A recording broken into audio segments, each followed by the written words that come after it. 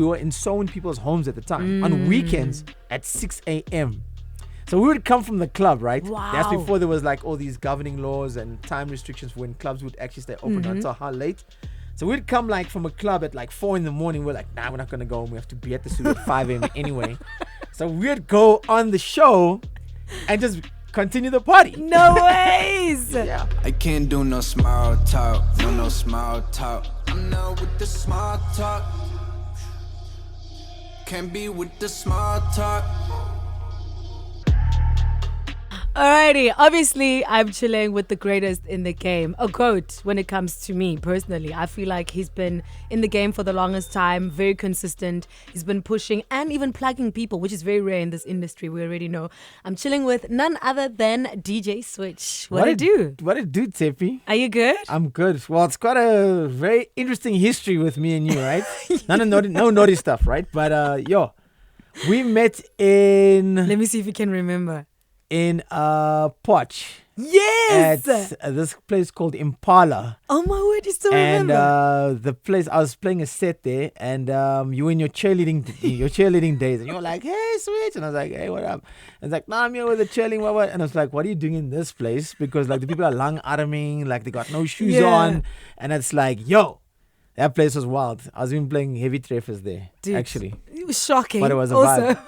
But you killed it. I was I had to go collect my bag. wow. Just saying, yeah. Like, this person is so diverse, but at the same time, you've actually stood your ground when it comes to hip hop, which is so crazy for me. But also, I want to applaud it because Thank you. It's very rare to find these days. I mean, we had the conversation briefly outside as well. Yeah. But I want to start off with the name Switch. So see all these buttons here? There you That's go. where it came from. Yeah. So you've always just been switching on things. Yeah, before my DJing days, I was a breakdancer, so I was called Mr. M for my name, which is Morgan. Okay. So then, I was like, nah, let me get something cooler, and I said, I'm gonna call myself Switch, and then load shedding happened. And you were the main Switch? Then it was just a problem. Then it's just like everybody hates that DJ. It's like and it happened like a couple of times when I'm playing, and it's like load shedding. Then it joked up, you switched off the music, switch on the music. And I'm like, oh. You should have just been like, guys, really? Like that was, yeah. That's why it's always important to choose your DJ name. That's why I just stick to my own name. I was like, DJ Tshepi. But there was a DJ, there's another DJ Morgan who is Leah's brother. Oh, okay. Lady Leah? Yeah, Her brother's DJ Morgan. So I was like, you see, that's the other thing also. All the names are taken. So you always have to try be creative. That's why you end up with Uncle Waffles. Right. I think that's one of the most original names, I think. Facts. That's worked in her favor. Yeah. Right? Because of I think it's the controversy that makes it work. So, yeah. Yeah, but also waffles. Waffles are cute. I don't know. I find waffles. You don't like waffles? Nah. What's the reason? It's too sweet. With too much. Yeah. Are we going down the health path now? Yeah, but I've always just, after you've visited the dentist too many times, you just sort of get turned off with all the sweet stories and stuff like that. Oh, they the took all 5 of my teeth out. So, you see? Yeah. And then when you come out there, that guy will butcher you. Or she will butcher unless she's really pretty. Then you can look at her eyes all night. All day, yeah. Oh, all night, you say? No, day. Well, it depends on how big the job is. Okay, we divert. So, right. I actually want to continue talking about the DJ Switch name, right? So you said you started off with b-boying, and I feel like a lot of the hip hop people start off either in dance or doing music before they move into Most that. of them start off in dance. Yes. Right. I mean, you find a lot of dancers are rappers today. True. Yeah. Phantom Steez, who used to be part of the Titch gang. Yeah. Costa Titch. Yeah. R.I.P. Show. Who else? Myself. Yourself. There we go. Pretty Ugly was a crumper. Yeah. He was a crumper. Bontle, but she doesn't sing or anything. She's still a dancer. Yeah. Or they married. She does backup vocals for Pretty Ugly though, most of the times. Really? I've noticed, yeah. Robot Boy. Yes. He's a dancer. Then he became a rapper. Then he became he's like a church boy. Church boys, they do everything.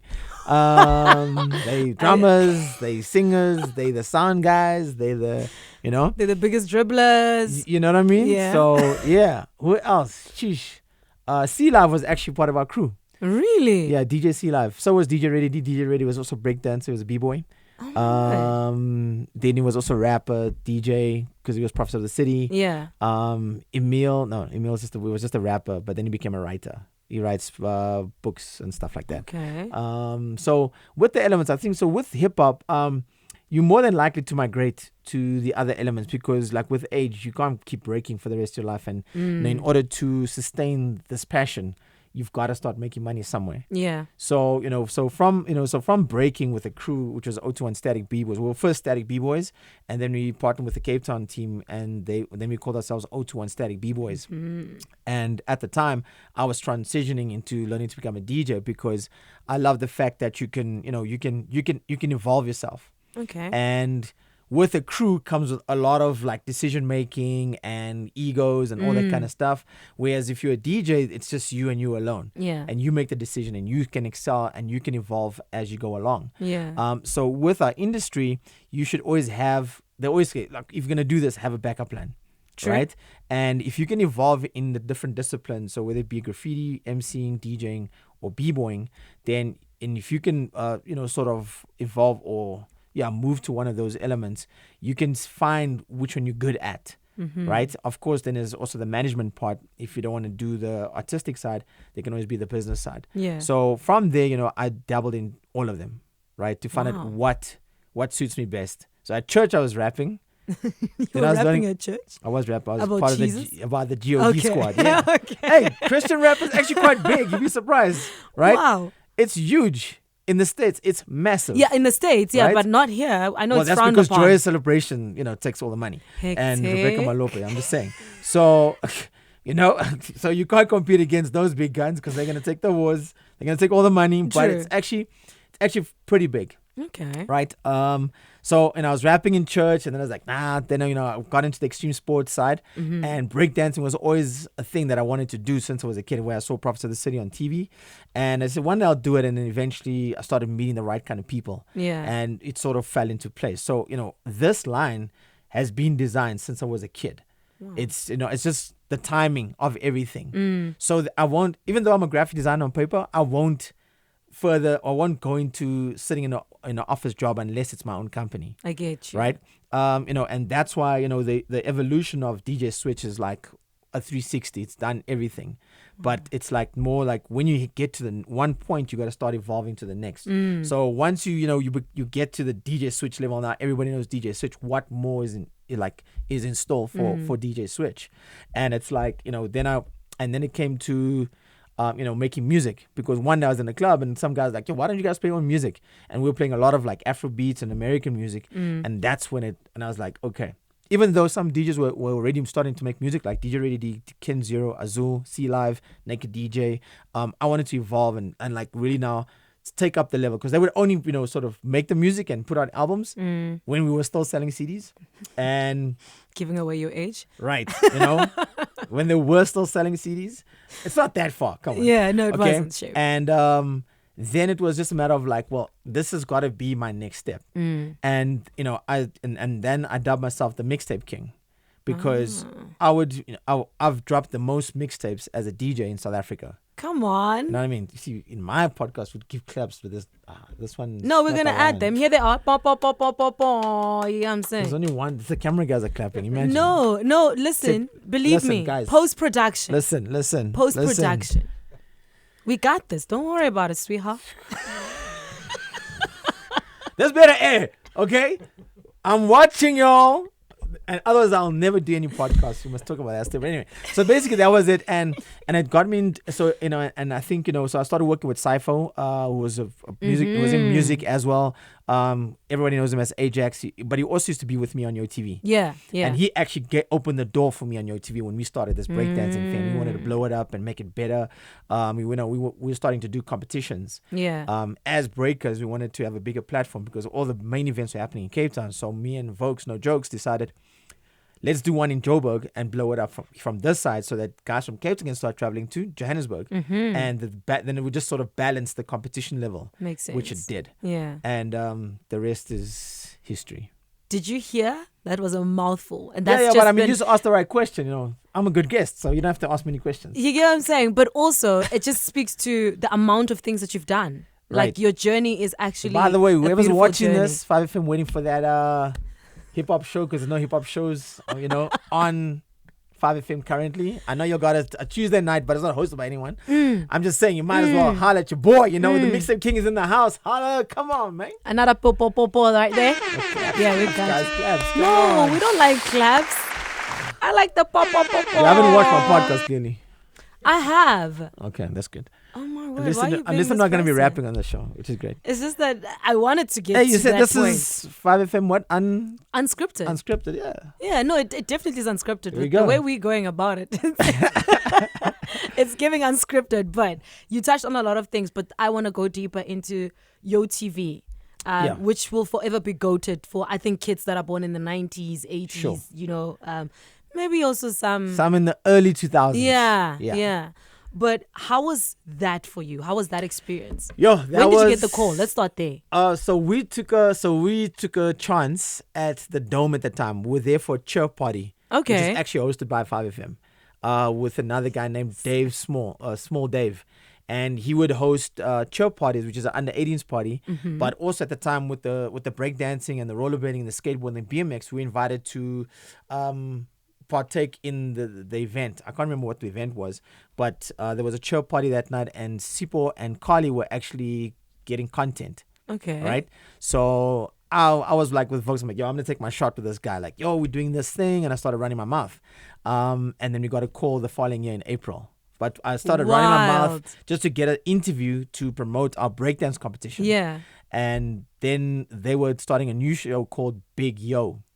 And that was on the week. So Oh, Big Breakfast. yes, First yes, it was, yes. I don't know if it was Big Yo, then it was Big Breakfast.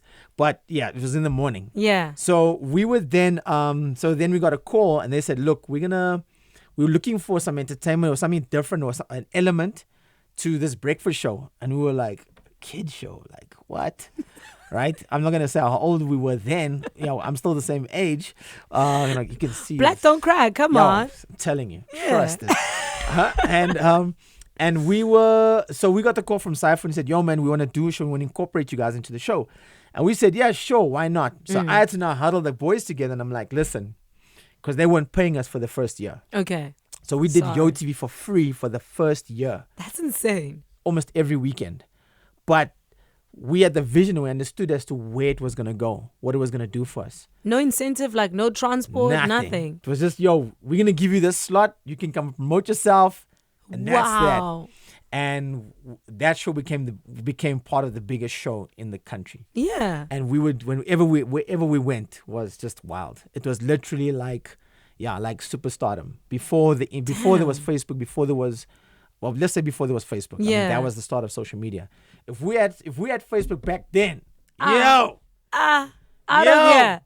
Out of here. yo. But would you say that is what made the brand DJ Switch get recognized by majority of the people? Yeah, I think it definitely cemented it in because there wasn't a lot of noise. It wasn't there wasn't too many platforms where because now you've got all the eyes on you, and it's crazy because up until today people will still recognize and be like, yo, and it's like I used to watch you back then, and it's like yeah.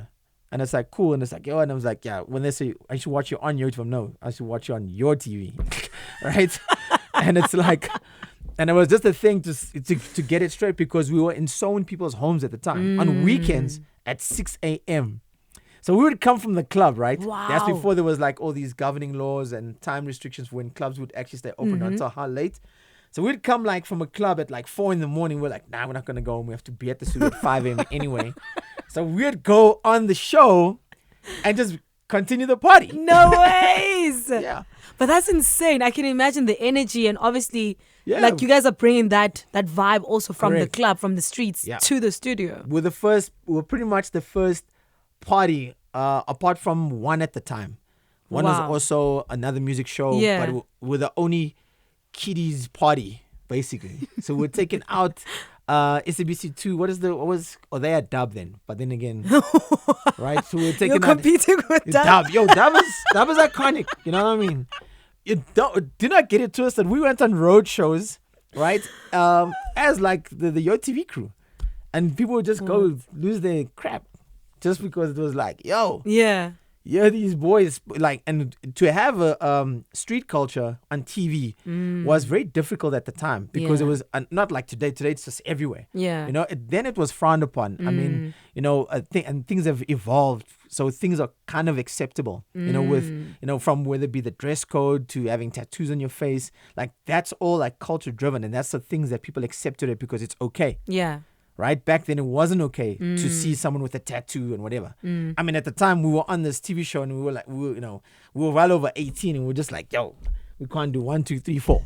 And it was just like, yo, so how do we get out of this? And now we're playing hip hop music. It wasn't like, no, play house music. And at the time, the technology was eventually starting to evolve because I was playing off records.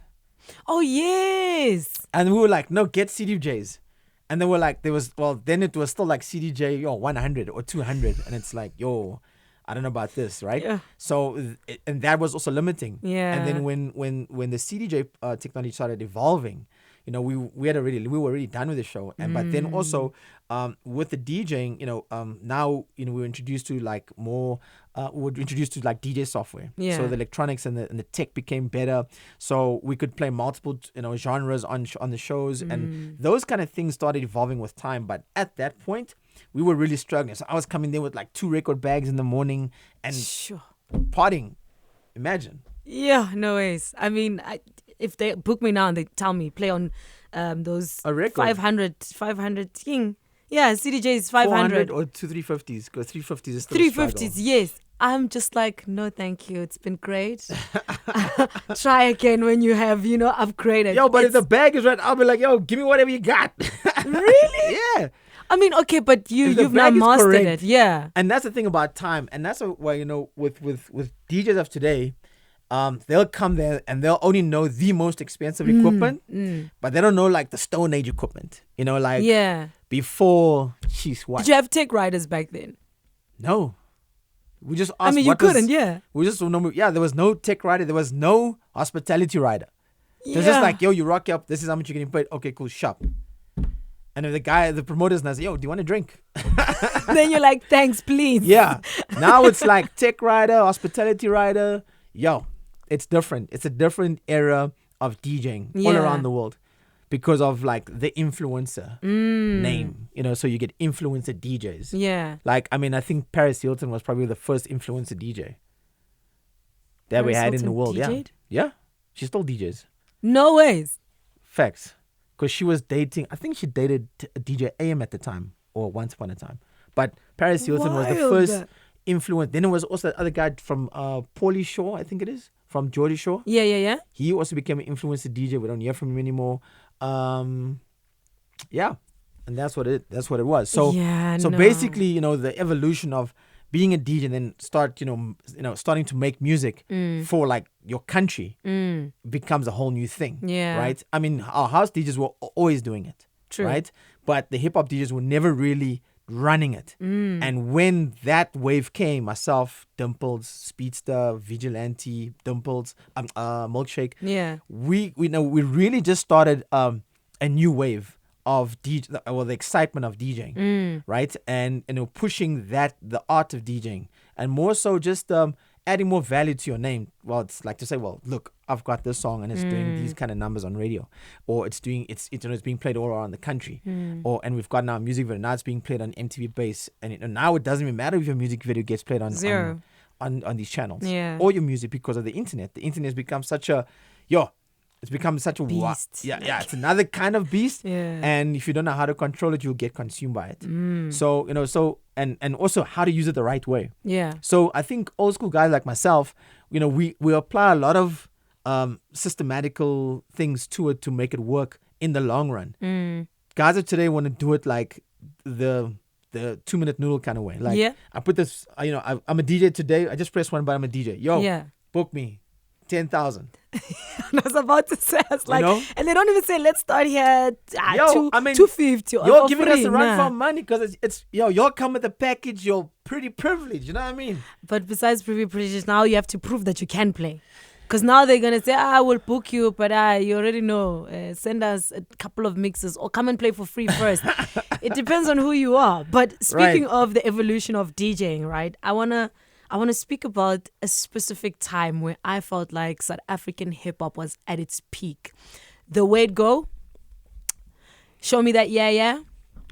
That was the time. That was the time. Yes. That was really the time when things was, I mean, every time I dropped, I'd always compete against AKA Yeah. and like Casper. Yeah. And I just hated myself because I was like, I don't have a plan with these guys because every time it's them. I remember I dropped Way It Go and then they dropped Heaven, which was AKA and the LES. And I was like, damn. Then when I dropped Now or Never, Yes. they also dropped like a big, this is 2014, 2015. Yeah. And I'll tell you about the story, and I've told the story many times about Now or Never.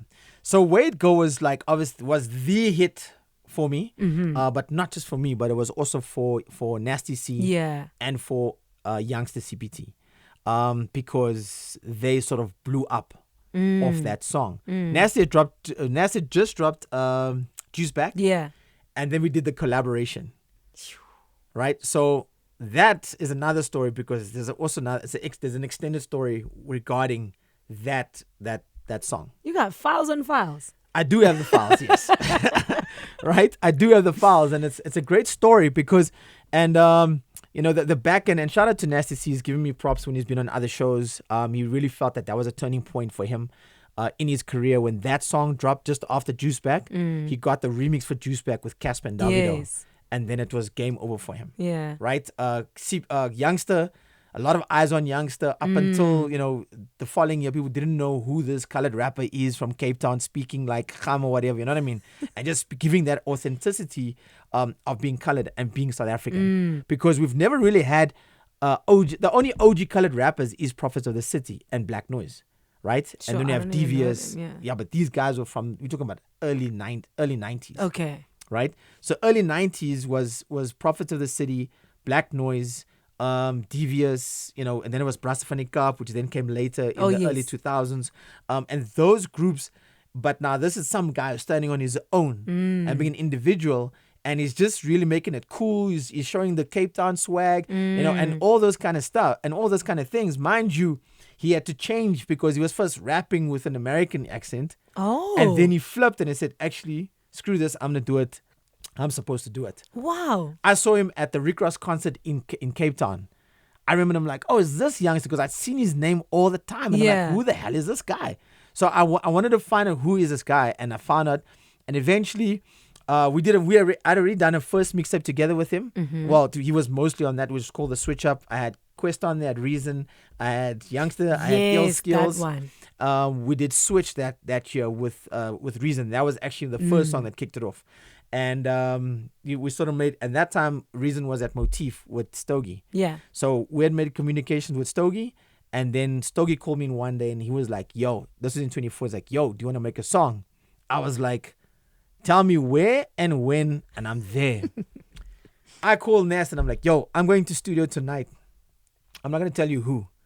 Send me some beats because Nasty's a producer as well. Yeah. So he sent me a couple of beats and he had made this one beat with the hook on. And we played this and Stogie was just like, who is this? It's like, nah, it's some kid from Durban. Not just some kid.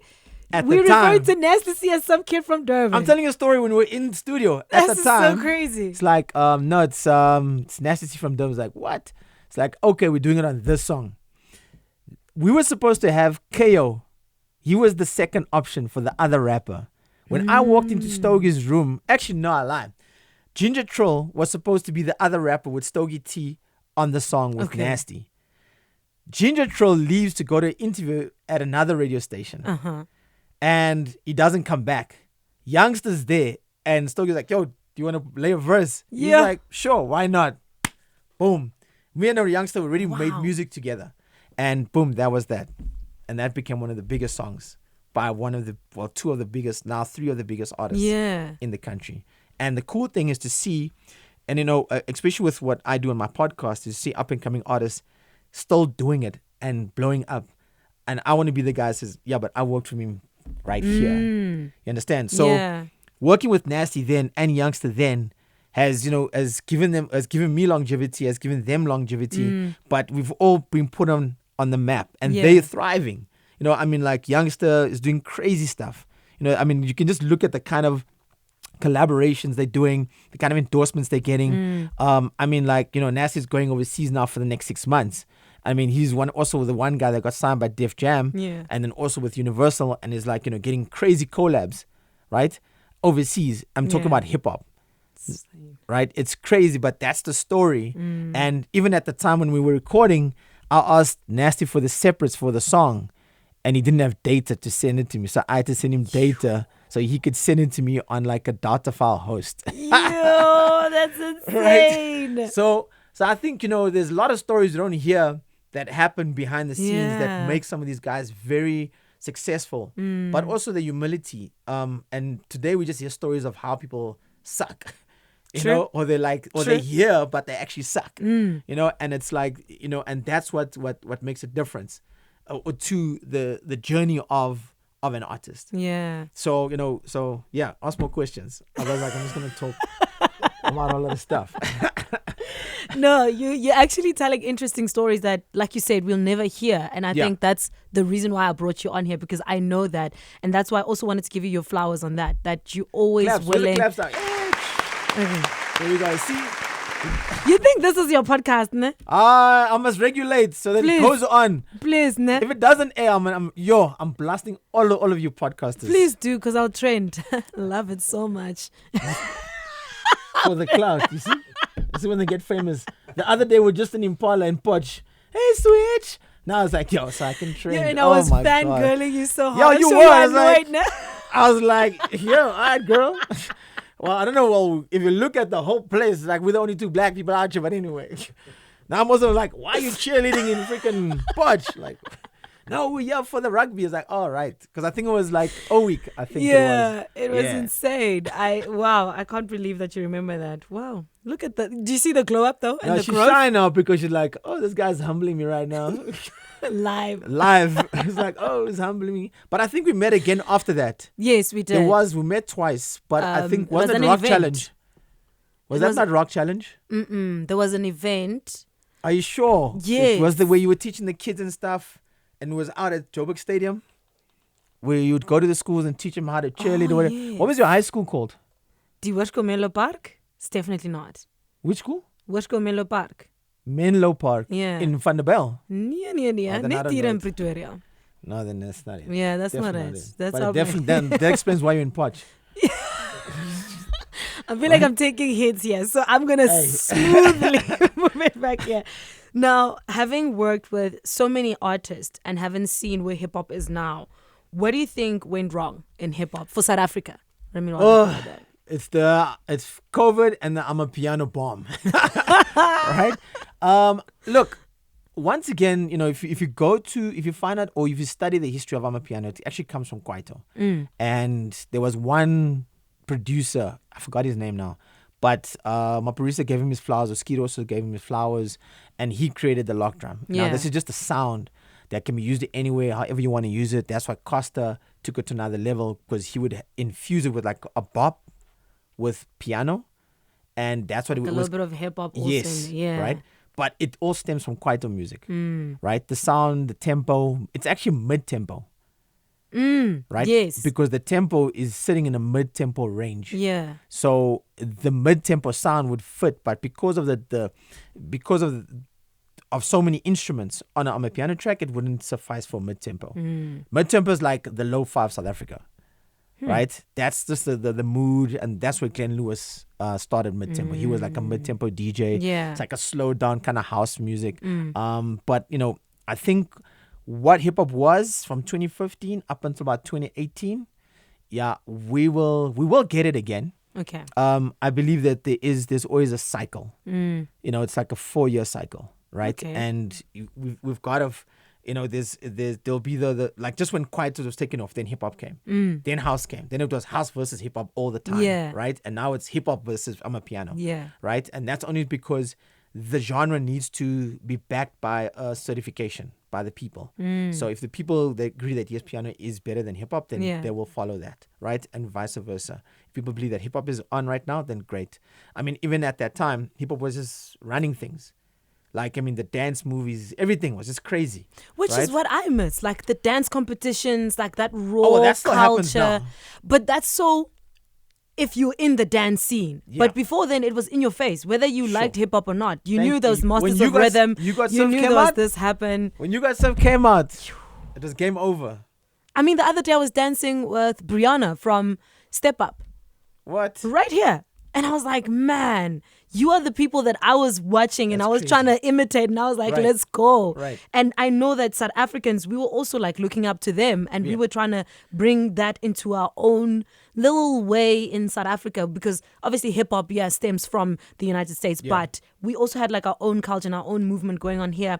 Like your Kurichanas, they used to Yeah. promote and push course. the dancers as well in the Yes. music videos and stuff like that. So I'm just like, where did we lose this? Like, I think it's once again it's the 2-minute noodle success. You know, I think when people saw what Amapiano was doing during COVID, it was because remember Amapiano was just started to take off in 2018, 2019. Yeah. It's just sort of brewing, and then 2020 came, and it was just like At the end of 2019, it was literally like this is it, and it's gonna take something very big to defeat it. And now this is like, look at us now in 2024, 4 years later, my piano is now worldwide, biggest. right? It's worldwide, and Sure. it's like a virus, like the COVID virus.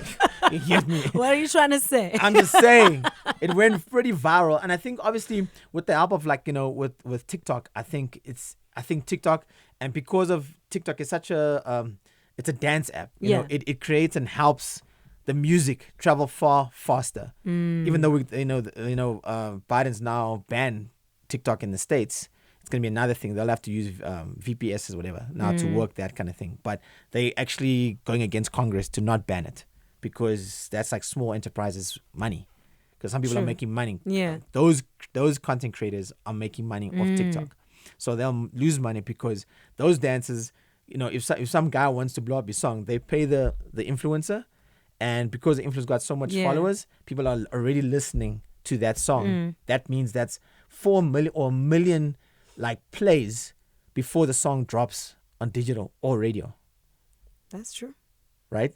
So when we speak about back then and now, back then we were fighting for a space. We were fighting to be on radio. Today, no one really fights to be on radio. Yeah. No one doesn't even fight to be on TV. We now have to beg you guys to come in for an interview where it used to be the other Way around. Yeah. So people are like, well, what's the point if I've got 100,000 followers and if I've seen the stats of radio and it doesn't match, then why do I need to go do the interview? But if you're smart enough and you understand that you sign up to a Samro, a Risa, Capasso, Sampra, that your radio spins will make you more money than DSP. So for the new kid on the block, and that's why on my podcast, we school them, and we also have an event called Shoot Your Shot, which is happening on the 1st of June. Come out there. I don't know how many people are going to watch this, but anyway. And we school them with people from the industry, and we talk about how everything's evolved. And that's why someone with that old school mythology can win with a new school mentality as well. So the two can bridge, but if you're just coming out in the digital era and only know that, let's just drop it on DSPs and we're good, or let's just drop it on SoundCloud and we're good, that means it's gonna fail almost because you haven't really gotten a plan. But it also allows you not to have a plan, because if the right people hear it, it can go viral on its own, because then the consumer then promotes the song and XYZ, which means we don't need a radio or TV, right? Which is which is the traditional method of broadcasting or selling your music. Yeah. Now, we have to wrap it up. I don't know how time went by so quickly, but just Well, how much time? What is this like? Yeah, we've been burning time. This is the burning instant. time. We can talk here for hours. Not like Right? there's going to be another ad coming up or anything. We might just be advertising your podcast, Hey, so that's right. Put popping me in on there. Switch. That's what's up. Better check it out. It's on YouTube. Make sure, give some of them super chat monies, Come on now. That's it. All right, just to wrap it up, do you think that the hip-hop scene needs another big three beef or a Chris Brown and a Quavo beef to get it to where it's at? Look. And lastly, what's your opinion on those beefs? Okay, so remember Big Zulu started with us. He started and he ruffled up. He dissed everybody. Yeah. And I say that the only person who was the beneficiary is the person who disses everybody. Right? Okay. And then they all come for him.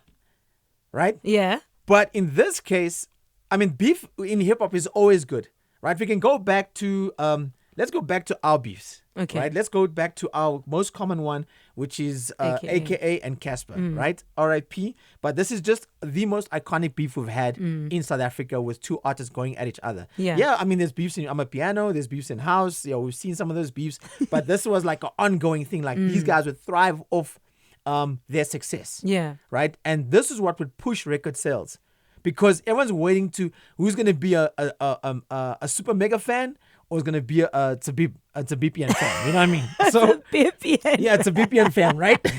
So, or a ponytail fan, whichever, you know. So I think, when you look at beefs, it's a great marketing strategy if you ploy it right. You know what I mean? And if it works off for you in a good way, but if it doesn't, someone's going to get the smoke. Yeah. Right? And someone will be the beneficiary and gets all the highs of it.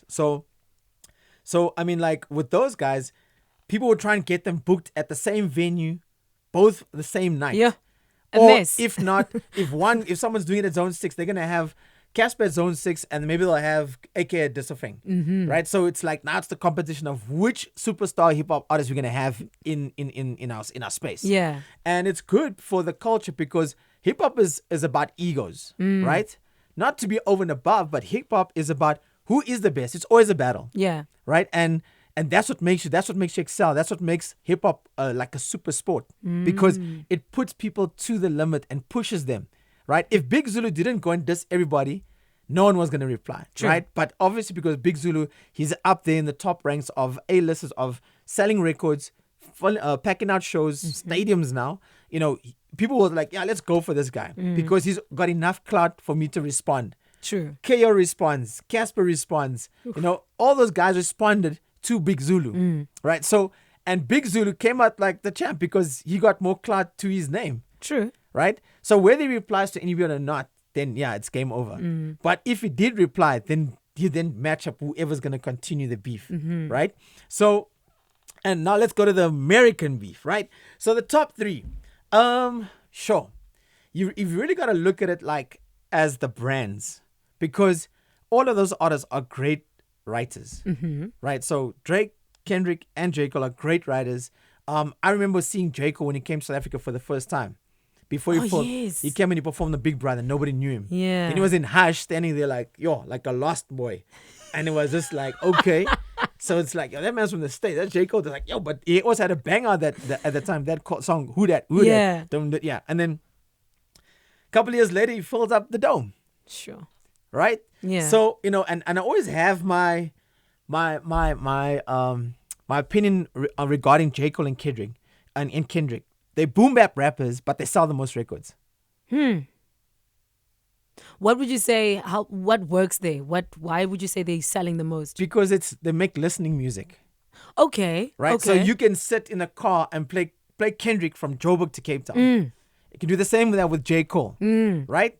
But if you just listen to a hype artist, you're going to be like, man, this is a bit too much now. I'm going to enjoy the scenery, but also enjoy the music that's playing. Yeah. So, so that's like album music. So listening music is such an important thing for artists to create. And if they don't create that, then it will never give them longevity. You can't sustain your career of making a one-hit wonder. If you drop an album, you make album music or you make mixtape music, whatever the case may be. Yeah. But, the top three or the big three, it started off with Drake throwing the punches, right?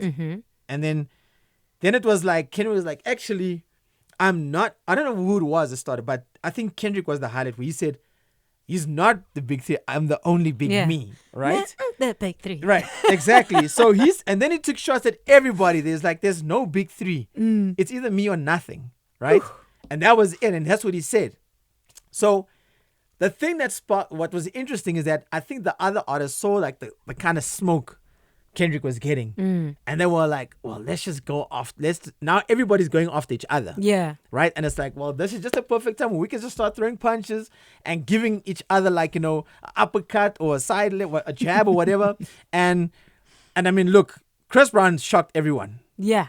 Yo, he made Quavo sit down real quick. Yeah. Right? And it's like, maybe he's been wanting to say that, but also, for me, Kendrick's first diss track, the beat sucked.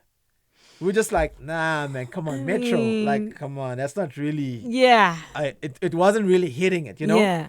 And the fact that, and even if they have ghostwriters, it doesn't matter. Delivery is so important. Even AI. Yeah, Drake was just smart. He's smart. You see, the thing is, Drake has got a plan. He's got a plan. I think when Ross went at Drake or Drake went at Ross, yes, I think Drake went at Ross then afterwards. Mm-hmm.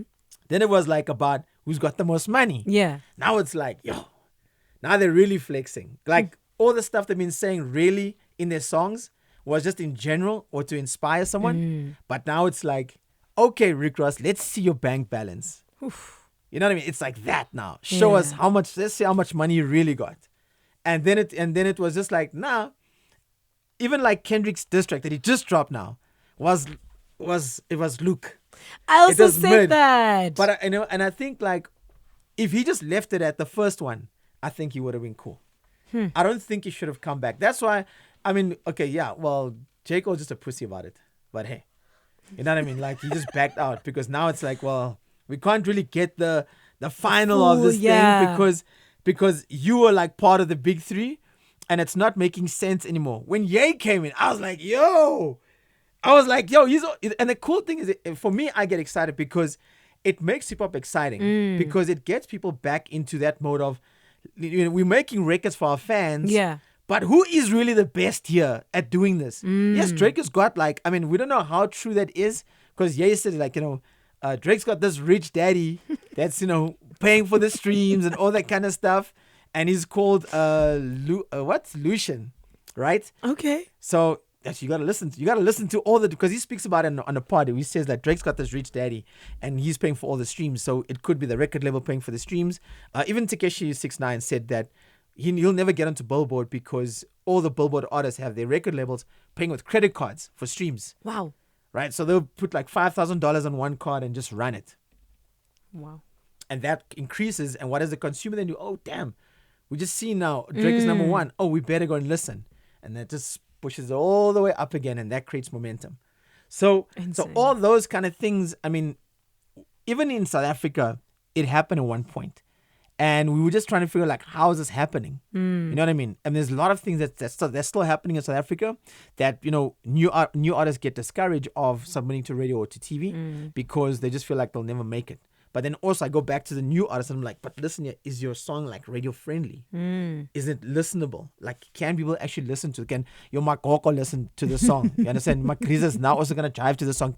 Doesn't make sense, right? And also if the artist is twanging too far. Oh, yeah. Right? Now they, yo, what's up, man? And it's like, now we can't even hear what the hell you're saying, but you're from Soweto. You know what I mean? So it's like, it's those kind of things. And now we can hear that your twang is now making this whole thing sound wrong. And then we say, just rap in vernac once. Yeah. And that's where your market is. And we try and school the artists and say, look, go back to your biggest market. Find out what works for you. Because your first song is not your hit song. Right? And you shouldn't get discouraged. Because most people do get discouraged. They're like, yo, but that song didn't work out. Or I just spent like $50K on a music video, mix and mastering the songs, XYZ, and drip, of course. And it's like, it didn't even make it onto MTV. That can discourage you. So now the internet for the kids works. And that's why sometimes with some of the kids saying like, yo, I'm still on SoundCloud. It's like, yeah, but then you can't, because if you're on SoundCloud and you get 5,000 streams, it doesn't articulate in money. Because to me, it's just like, that's great, but you're not going to get any revenue from that. Yeah. So put it rather on a premium platform, whether it be, even if it's Spotify. Spotify still pays you in dollars, even if it's 0.004 cents, it's still dollars. Yeah. You understand? And if you start breaking those milestones where you start breaking like 10,000 streams, it's just one of this. I started making music, and one of my dreams were to get like a song on a movie. Because I heard when they had Pro Kid was on District 6. Yes. The Alien movie. District 9. There we go. I knew it was District 9, but I was just making sure I was testing you guys. So, all right. So District 9, like Pro Kid is on that movie, and that movie goes global, and you're like, and it's like, yo, this is a new space, right? And now look what's happening. It's like since Blood and Water came out, it's like, yo. So I got my second sync. I knew about it last year. Shout out to that. Yes. Yeah. So I got. No claps. I gotta get a card here. Claps, applause. Right? So it's like, and then the sync deal started playing out, and we were like, yo, I mean, This is where it's at. This is where, I mean, there was sync deals for like radio ads and TV ads, but never like for movies or for like series. And that's where the money's at right now, because you're gonna get paid.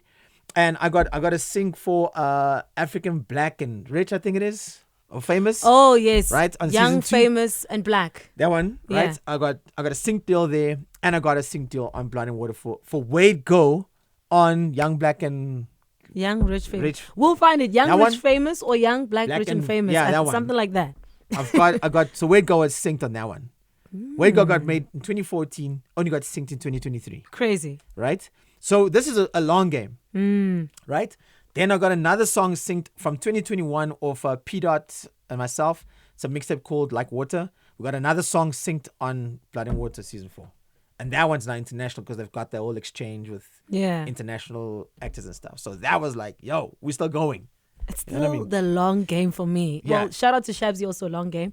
But Yeah, the the long long game game. for me, that's I think that's the one thing that stands out about what you do. And I hope that people that are going to be listening to this take something away from it. And they stand the ground for hip hop, man. Like, I know I'm a piano DJ fan, well, DJ and a fan, but You will get a honestly, buzz we now. need, don't come for me, but we really need the hip hop Yeah. to come through, man. Also, at the end of the day, it's not fun when we just keep on, smashing you guys there with Right. the amapiano. We need a little bit of It's not competition. like you're okay, gee, you're hitting it hard. I mean, look. If you look at, okay, let's put into context, right? I mean, this is such an old discussion, but I'm a piano. If you're really good, the longevity of a song is 3 months more, right? If you get it, Yeah. If you make a I'm a piano song, and it gets, first of all, it blows up on TikTok. Yeah. Right? Just know you really have to ride. You have to ride it. You have to really ride. I mean, let's see what are the 2 biggest songs that have Nige. lasted. Nige lasted for what? 7 months? Yeah. 7 Almost months? 8. And that went worldwide. That went really Yeah. super big, right? Rihanna's favorite song. You see, now you're getting these big artists endorsing our local songs, right? Which is now becoming international.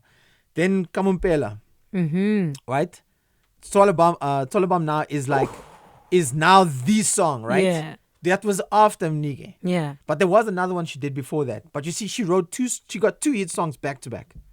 Also, Uncle Waffles, Tanzania. Right. But now you must remember, we can't compare Uncle Waffles. Oh, own league. Is that what we say? She's on her own league. Okay. And the reason why I say that is because when she dropped Tanzania, right, she got clout from Drake. Then she drops Tanzania. Now it's like, yo, there was a follow-up. You understand? And then it's like everything is happening. She's doing Coachella. She's doing all these big events. And then she's selling out London. She's selling out the States. Those kind of things add value to you being I'm a piano artist. Yeah. Right? Then you look at like the 3 main rappers who then became a piano artist. That also was a Right? hit for hip hop. Right? And that was like, and then it's like, no, it's, when you say hit for hip hop, it's like, are we losing someone? Or is I'm a piano just gaining someone new? I mean, it was a bit of a dip because now it was like, how? Casper's now here with us. And Yeah, then but- it was like, Casper said like, I'm going to jump on before this blows up. And then he did obviously the song with somebody. R.I.P. once again. But he did that song with R.I.P. and that took off. And it's like, and everyone's like sitting there like, so now hip hop artists are going to piano. Huh. Then we now see the merging star Young Stunner. He comes up. So Troll. And they're making hits. yeah. And it's like, yeah, but these guys were hip hop artists. And it's like, yeah, but they didn't make it there. So for them, this is a new way or new lane for them to run and own. And they do own it. Young Stunner and Sir Troll have given us the biggest songs True. in Amapiano. And they own it. Right? Obviously with the backing of the gods themselves, which is, Kabza and Maphorisa. Puri, yeah. Right? So those things, it's like, yeah. And it's like, once again, you also have to now fight the gatekeeping in Amapiano. It's like, if you don't know Pori, if Pori's name is not on that, then it's not Amapiano. Forget about it. With all respectfully. And I can see, because must remember, Pori also produced a song for Major Lazer and Nasty. Yeah. Which is that was a hit also. Particular. Yeah. Right? Pori's been a hit producer. He's been there. This is just now his breakout as, you know, the lords of Amapiano. Even what he was doing with Mafikizolo back then. So he's been. Yeah. Yo, he's paid his dues. So it's, you know, and things come in due time. You understand? And when it's your time, it's your time. You've got to run it. Yeah. I think, you know, the one thing we don't get in hip hop is the education. It's like when you get a breakout song, you need to know how to run that thing. And when you do, you can cash in any genre. Yeah. You need to know how to market, and you're going to need some money and backing so you can go forward and say, well, you know, I mean, I've funded everything on my own. All my music videos are funded. Once you break out with a song and the marketing is this marketing budget, that's what Ambitious had. They had budget for days. Yeah. So they could market their artists like insanely, right? Just like what's happening now with Tyler. They can market her because they've got international budget, Yeah. right? If she did that local, I don't think it was going to happen, right? And that's the difference. Remember, Tyler already had some songs out, Yeah. With Cool Drink with and Cool stuff. Drink. Yeah. But She I was a mean- TikTok icon at some point. right? Love her to bits. You know what I mean? So now they saw it and they're like, yo, man, we can really make some money out of Tyler. They're like, what do we got to do? And I mean, you've heard the stories that the managers, an ex-manager two, and it's like, you know, he just knows his story. There, not here, right? He knows his connections on the other side, right? And you know, he struck it lucky with her. Yeah. Because I mean, because they did it the right way. They went there, made some noise, gone worldwide. I mean, obviously the water challenge was also great. That went worldwide, and you know, then she went platinum, selling in how many countries? Like Dude, all like over. 37 or 57 Yeah. or something like that, right? And that's huge. That's the first time for any South African artist to do. Well, Lady Blacksmith Mambazo, they were the first to be on the top 10, and Tyler's the second artist from South Crazy. Africa to be on the top 10. So, you know, like, you know, also when you're in this music thing, it's to study what the market is doing Yeah. and what is happening. Because if you're just in your little bubble, like, let's just say this is a studio. I mean, how many times have you seen artists in studios and they're just recording, they're smoking, they're drinking, and then they hope this just blows up when they Yeah. release it tonight? No, like, get a team and go and market it, right? And easy, you can become an internet kid, right? It's easy to blow up on the internet.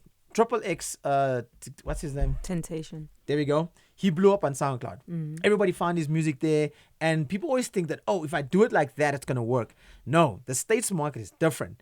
Trevor Noah said that if you can blow up in one state in the States, it's done. Sure.